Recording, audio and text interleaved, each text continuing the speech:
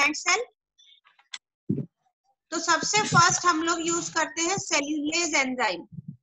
Cellulase enzyme के बाद में कुछ एंजाइम कॉमन है जो सब में यूज किए जाते हैं, जैसे प्रोटीएज,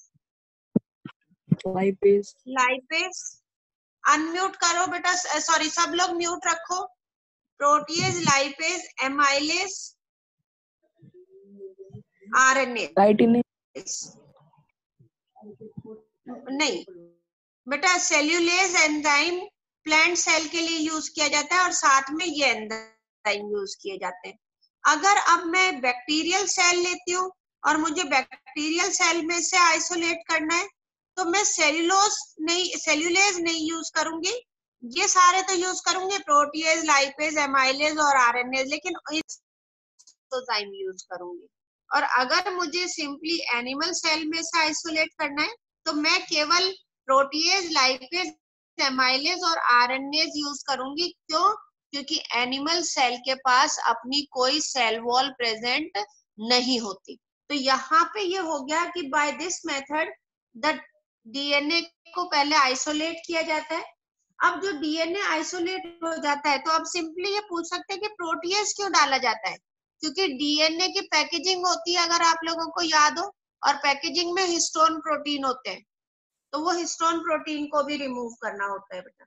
इसी तरह से राइबोन्यूक्लियेज होता है, जिससे आरएनए जिसे कहते हैं, जिससे आरएनए को डाइजेस्ट किया जाता है। अब जब ये सारी डाइजेस्ट हो जाते हैं उसके बाद उसमें डाला जाता है बेटा चिल्ड इथेनॉल, और चिल्ड इथेनॉल डालते हैं तो टेस्ट ट्यूब में ऊपर व्हाइट थ्रेड कलर का डीएनए आ जाते हैं बेटा, और इन डीएनए को हम रिमूव कर सकते हैं, and that process is called as spooling. So the very first process of the recombinant DNA technology, that is the isolation of genetic material. ये हो गया। अब सेकेंड स्टेप जो होता है बेटा वो होता है cutting of DNA at specific location, कि हमें डीएनए को कट करना होता है बेटा स्पेसिफिक लोकेशन से। तो अब ये स्पेसिफिक लोकेशन क्या है, तो और कौन कट करेगा? तो हमने पढ़ा था बेटा restriction endonuclease enzyme. Restriction endonuclease enzyme की हमने ये पढ़ा था बेटा कि these enzyme can make a cut at specific site of the palindromic sequence. मतलब रिस्ट्रिक्टेड एंडोन्यूक्लियेज एंजाइम कट कॉज करता है, जैसे GAA-TTC, GAA-TTC, यहाँ पे 3 एंड ये 5 प्राइम, 3 प्राइम, 5 प्राइम। तो restriction endonuclease enzyme can cause a cut at a specific site. For example यहाँ पे ये ए और जी के बीच में कट कॉज करता है, यहाँ पे भी ये ए और जी के बीच में कट कॉज करेगा ऑफ द पैलिंड्रोमिक सीक्वेंस। जहाँ पे दो चीज होनी जरूरी है, पहला पैलिंड्रोमिक सीक्वेंस होना चाहिए, और दूसरा क्या होता है, दूसरा प्रोसेस होता है कि एक स्पेसिफिक साइट से। ठीक है बेटा, कट कर दिया। अब कट करने के बाद में है ना, उस पहले तो हमने क्या लिया, प्योरिफाइड डीएनए लिया, फिर प्योरिफाइड डीएनए में कटिंग करवाई।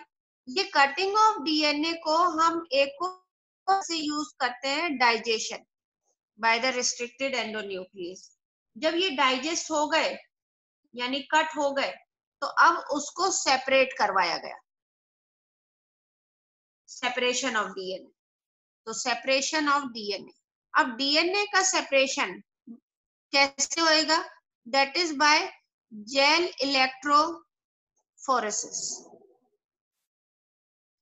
ये मैंने आपको बताया था। अभी तक हमने तीसरा टॉपिक पे आ रहे हैं जिसमें आइसोलेशन ऑफ डीएनए बहुत इंपॉर्टेंट है, दूसरा ये सेपरेशन ऑफ डीएनए भी बहुत इंपॉर्टेंट है, यूजुअली एग्जाम में आता है। तो सबसे फर्स्ट होता है जेल इलेक्ट्रोफोरेसिस। इसमें क्या क्या चीजें पूछी जाती है?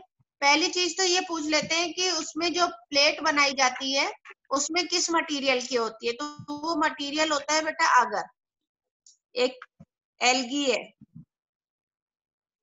और किससे मिलती है? जेलिडियम और ये ग्रेसिलेरिया। वेरी गुड, इनसे ये मिलती है। अगर तो ये जो जेल इलेक्ट्रोफोरेसिस की जो प्लेट होती है उसके ऊपर इनको डाला जाता है बेटा इनके वेल्स में, और इस प्लेट को अटैच कर दिया जाता है इलेक्ट्रोड से।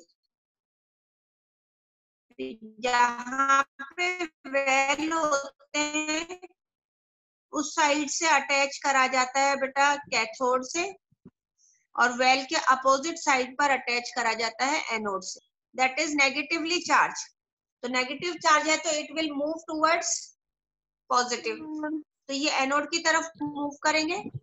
और यहाँ पे जो अगर का जेल है, हाँ बेटा, मैम जो इसका सेपरेशन होता है वो मॉलिक्यूलर वेट के बेसिस पे होता है? हाँ मॉलिक्यूलर वेट के बेसिस पे होता है, वही मैं आपको बता रही हूँ कि अगर जो है ये एक तरह से सीविंग का काम करता है। सीविंग मतलब छानने का काम करता है। कैसे छानते हैं आपने घर में देखा होगा, नावाडेज तो very few houses are having the different type of छलनीज। लेकिन अगर मेरी दादी के घर, मतलब हम लोग जब छोटे थे और अपनी दादी के पास जाते थे तो उनके पास छलनियां अलग अलग साइज की और अलग अलग छेद की, डायमीटर की होती थी। किसी में छेद बड़े होते थे, किसी में बहुत छोटे होते थे, किसी में और भी छोटे होते थे। तो वो अलग अलग चीज को छानने के लिए, बेटा म्यूट करो, सब बच्चे म्यूट करो अपने आप को। तो अलग अलग साइज के होते, तो उसी तरह से ये अगर भी अलग अलग साइज के, यानी कि एक तरह से सीविंग इफेक्ट कॉज करता है। और सीविंग इफेक्ट जब होता है तो उसके अंदर simply on the basis of the molecular, Riya बेटा म्यूट करो अपने फोन को, रिया म्यूट कर दो बच्चे। तो वो इस तरह से सेपरेट हो जाते हैं। जो लार्जर साइज के हैं वो पीछे रह जाएंगे और जो स्मॉलर साइज के स्मॉल फ्रेगमेंट्स है वो आगे हो जाएंगे।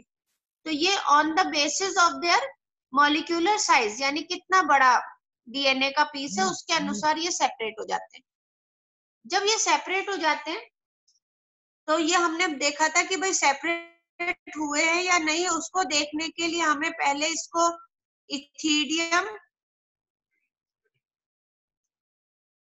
इथिडियम ब्रोमाइड से स्टेन करना पड़ता है बेटा। और फिर स्टेन करने के बाद इसको यूवी लाइट में देखा जाता है। अगर इथिडियम ब्रोमाइड से स्टेन हो गया और यूवी लाइट में देखा तो ये हमें ऑरेंज कलर के फ्रेगमेंट्स दिखाई देंगे। तो ये हो जाता है बेटा सेपरेशन। उसके बाद में उसको कर लिया जाता है बेटा ट्रांसफर।